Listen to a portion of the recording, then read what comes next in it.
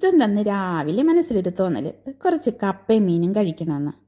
അപ്പം പിന്നെ വേറെ ഒന്നും ചിന്തിച്ചില്ല. ഡ്യൂട്ടി കഴിഞ്ഞ് വന്ന അപ്പം തന്നെ ഡ്രസ്സ് മാറി ലുലു മാളിൽ പോകാമെന്ന് വിചാരിച്ചു. ഞങ്ങൾക്ക് ഇവിടുന്ന് നടന്നു പോകാനുള്ള ദൂരം മാത്രമേ ഉണ്ടായിരുന്നുള്ളൂ. ഒരു 5 മിനിറ്റ് നടക്കാനുള്ള ദൂരമേ ഉള്ളൂ. പക്ഷേ എനിക്ക് നടക്കാൻ മടിയായതുകൊണ്ട് ഞാൻ എന്ത് ചെയ്തു, ഇവിടുത്തെ ഞങ്ങളുടെ ഡ്രൈവറെ കൂട്ടിക്കൊണ്ട് പോയി. അങ്ങനെ നേരെ ഞാൻ പോയത് ഫിഷിൻ്റെ അടുത്തേക്കാണ്. അവിടെ ചെന്ന് മീനെല്ലാം നോക്കി. വലിയ മാന്തലുണ്ടായിരുന്നു, അതെനിക്ക് കഴിക്കാൻ പറ്റത്തില്ല. പിന്നെ ഇതുപോലത്തെ ഫിലോപ്പിയ ഇങ്ങനെയുള്ള മീനുകളൊക്കെയാണ്. ഇതൊന്നും കറി വെച്ചാൽ എനിക്കിഷ്ടപ്പെടത്തില്ല. ഞാനിതൊന്നും നോക്കിയില്ല. പിന്നെ മത്തി അയലയും ഉണ്ടാവും എന്ന ലക്ഷ്യത്തിലാണ് പോയത്. ചൂര നോക്കിയപ്പോൾ ചൂരയുമില്ല. അപ്പോൾ ഞാൻ അവിടെ നിൽക്കുന്ന ആളോട് ചോദിച്ചു, മത്തി അയലയും ഉണ്ടോയെന്ന്. അപ്പോൾ ഉണ്ടെന്ന് പറഞ്ഞു. അപ്പോൾ മത്തി കാണിച്ചു തന്നപ്പം ഒമാൻ മത്തി മാത്രമാണ്. അത് കണ്ടിട്ടൊരു ചീഞ്ഞതുപോലെ ഉണ്ട്. അത് കാരണം അത് വാങ്ങിച്ചില്ല. നോക്കുമ്പം അയലയുണ്ട്. വലിയ 2 അയല വാങ്ങിച്ച്.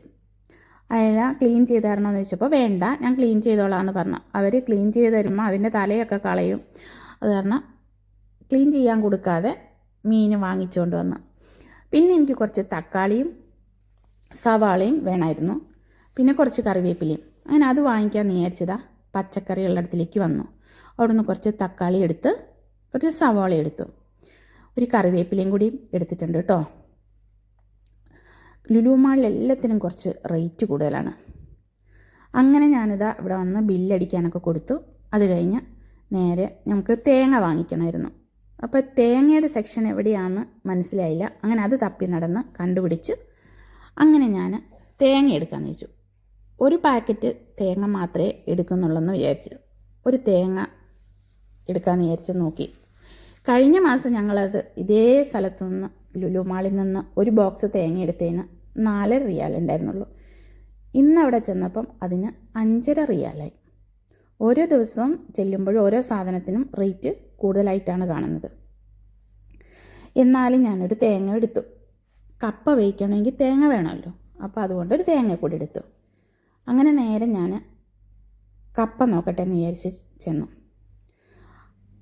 അവിടെ ചെന്ന് സാധാരണ നമ്മൾ കോംബോ വാങ്ങിക്കുന്നത് ഒരു കവറിൽ 3 എണ്ണം ഉണ്ടാവും. 700 ഗ്രാമാണ് ഒരു കവറിനകത്തുള്ളത്. അങ്ങനത്തെ 3 എണ്ണം ഉണ്ടാവും. അതിന് സാധാരണ നമ്മളൊരു 10 റിയാലൊക്കെയാണ് കൊടുക്കാറ്. ഇന്നലെ നോക്കിയപ്പം അതിന് 13 റിയാലായി. എന്നാലും വേണ്ടില്ല, ഒരു കവർ കപ്പയും എടുത്തു.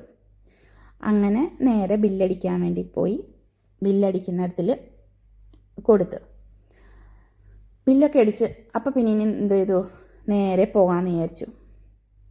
അങ്ങനെ പോയിക്കൊണ്ടിരിക്കുകയാണ്. നേരെ ഞങ്ങൾ പോയി പുറത്തിറങ്ങി. ഡ്രൈവർ അവിടെ വെയിറ്റ് ചെയ്യുന്നുണ്ടായിരുന്നു.